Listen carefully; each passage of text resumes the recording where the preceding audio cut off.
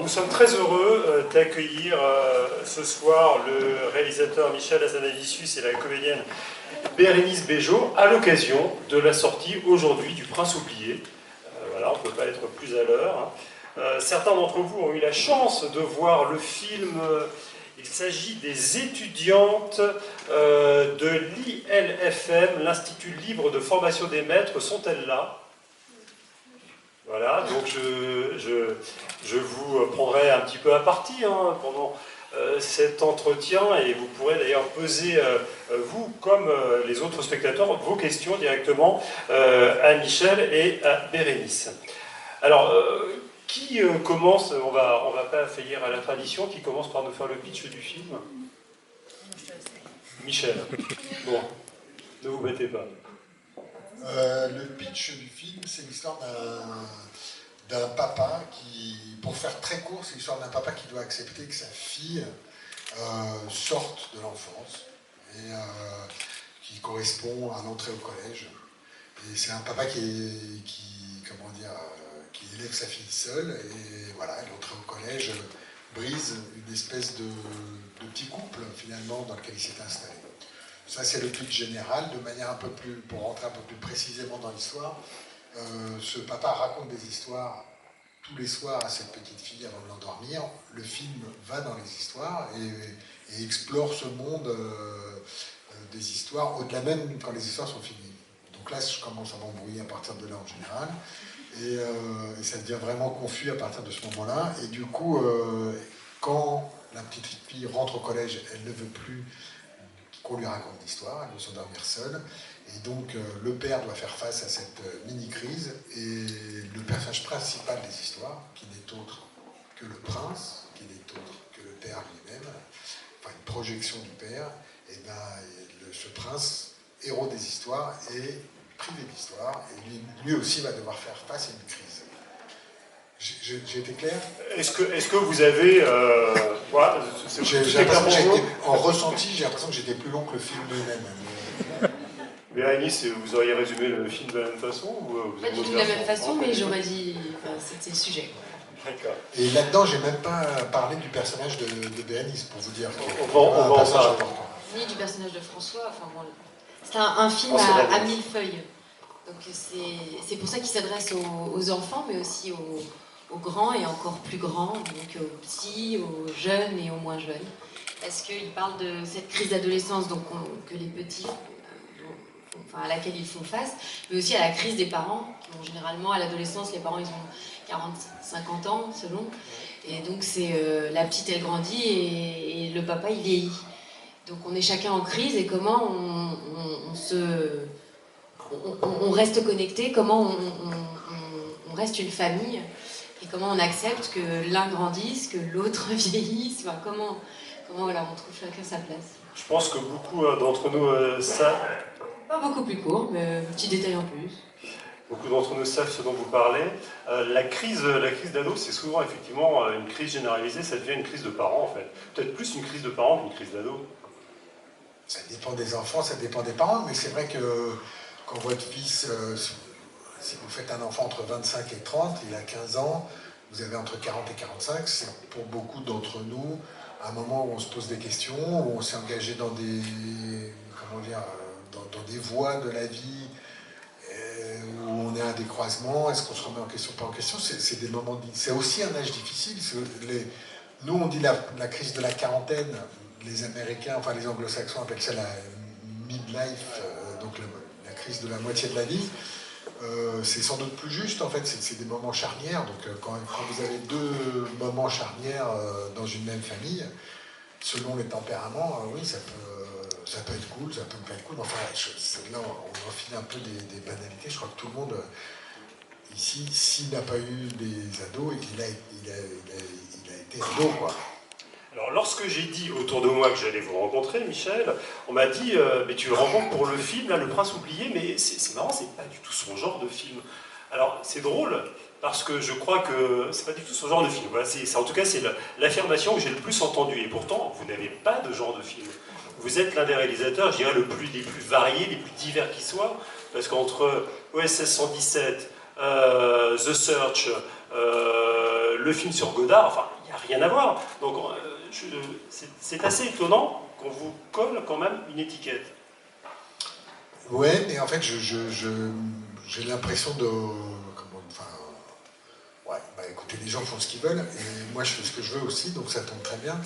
Je ne vais pas empêcher les gens de me mettre des étiquettes, puisque je ne veux pas qu'ils m'empêchent de faire ce que je veux. Donc, qu'ils me mettent des étiquettes, il n'y a pas de problème. Peut-être que ce qu'il voulait dire, c'est que jusqu'à présent, j'ai fait des films qui étaient a priori plus adultes, et donc je n'étais pas spécialisé dans l'enfance. Mais c'est vrai que c'est tellement pas mon problème, en fait. Vous, votre problème, c'est de raconter des histoires, c'est pour ça que vous faites ce métier, à l'instar de votre héros. Et d'ailleurs, vous aussi, Bérénice, vous êtes tombée dans cette marmite de raconter des histoires toutes petites, parce que je crois que vous êtes fille d'un réalisateur, donc argentin, votre père était réalisateur, votre père aussi racontait des histoires, est-ce que vous, donc à l'image du personnage de Marcy, vous racontez des histoires à vos enfants? Est-ce que c'est du vécu? Ce qu'on peut voir dans le film, même si voilà, on sait qu'il s'agit d'une histoire très fantastique, mais est-ce qu'il y a un peu de vécu personnel? Ah oui, on raconte des histoires à la maison. Ouais. Tous les soirs, à nos 4 enfants, on en a raconté, on en raconte toujours. Tous les soirs? Bah oui, sauf quand on travaille et qu'on n'est pas là.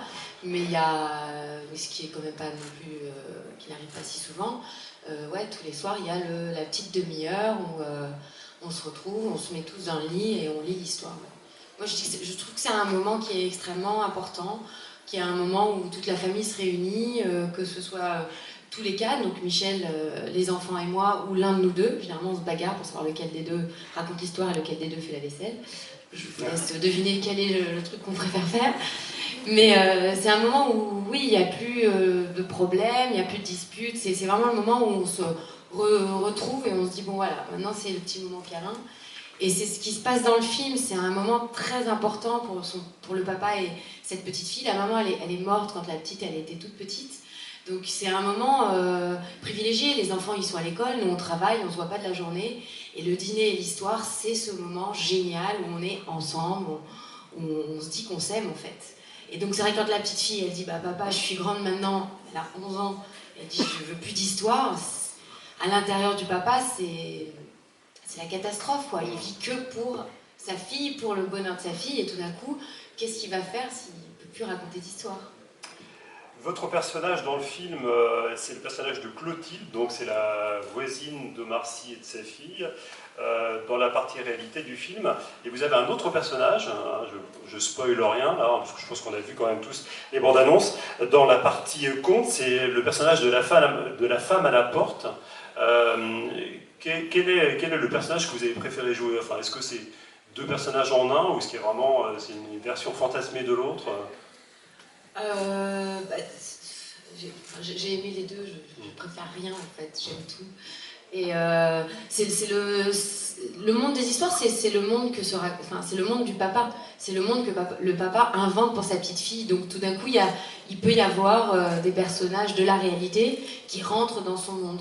Et effectivement, moi je suis la voisine, je suis la femme qui habite sur le même palier. Et dans le monde des histoires, je suis la femme à la porte, c'est-à-dire la porte d'à côté. Et je suis aussi un personnage qui devient transparent, qui disparaît, qui est un personnage dont plus personne ne s'intéresse, à qui plus personne ne s'intéresse et qui petit à petit disparaît. Et quand les personnages disparaissent dans le monde des histoires, et ben, ils vont dans les oubliettes et on les oublie pour toujours. Et voilà, c'est peut-être une métaphore, je ne sais pas comment on dit, mais la voisine ou le voisin qu'on ne voit jamais, qu'on aperçoit dans l'ascenseur, sur le palier, et puis tout d'un coup, un jour, il devient important dans notre vie. Hop. C'est vrai que la voisine, elle est assez rigolote, c'est un peu comme un enfant, quoi. Elle dit tout ce qu'elle pense, donc elle est un peu maladroite, elle vient jamais au bon moment, et elle a envie d'exister, quoi. Elle est toujours en train de sonner à la porte de son voisin, elle a toujours besoin de quelque chose. Et la femme à la porte, bah, elle aimerait bien servir à quelque chose. Et les deux, je dévoile rien, mais les deux vont servir, et dans le monde des histoires et dans le monde réel, à quelque chose. Est-ce qu'on a déjà des questions dans la salle, hein? Parce qu'après, je vais manger tout mon capital temps et voilà. Vous n'aurez pas le temps de raconter vos propres histoires. Le jeune homme juste là. Est-ce que ça fait... Attends, on vous apporte un micro. Est-ce que vous avez... Est-ce que... comment avez-vous trouvé le terme genre de raconter par exemple que dans les histoires c'est des personnages qui existent vraiment et donc il y a une espèce de doppelganger entre les deux personnages, ce genre de choses. Comment est-ce que vous avez réussi à trouver cette histoire et à la concrétiser?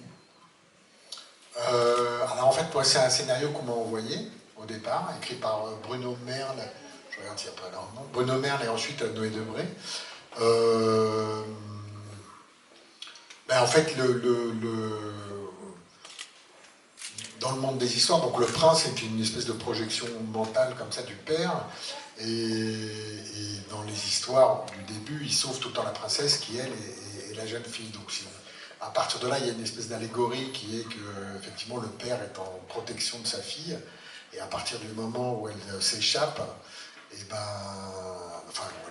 elle s'émancipe, il y a effectivement scission, il y a effectivement un problème. Donc l'idée, c'était d'avoir des parallèles entre les deux mondes, d'avoir des personnages qui peuvent se répondre, mais pas nécessairement tous, parce que,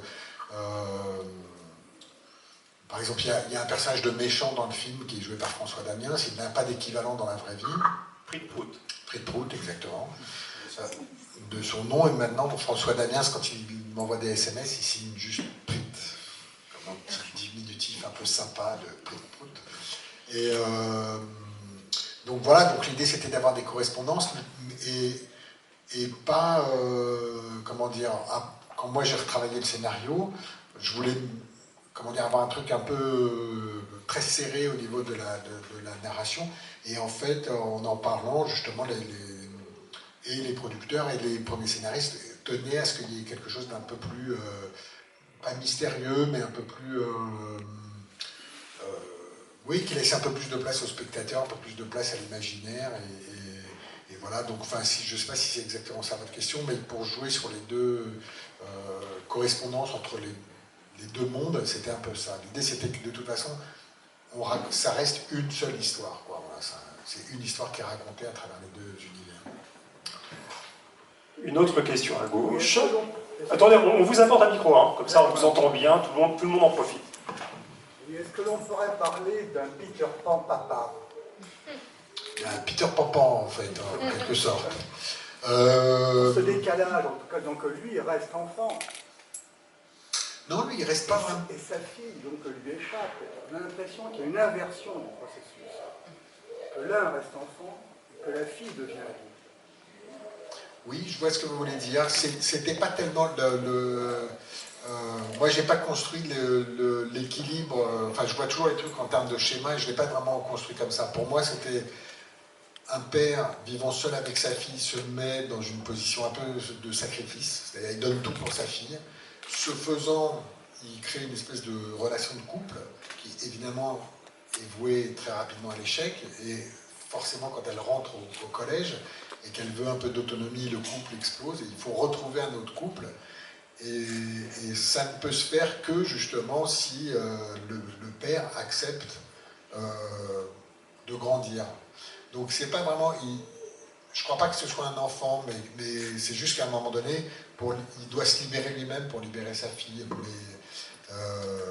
Les deux doivent quitter le monde de l'enfance, en tout cas pour lui. Oui. Il ne le quitte pas. Lui, il le quitte quand même. Hein, lui, il le quitte. Mais quitter le monde de l'enfance, ça veut dire que le personnage dans les histoires, justement, qui lui est bloqué dans l'enfance, ce personnage doit disparaître.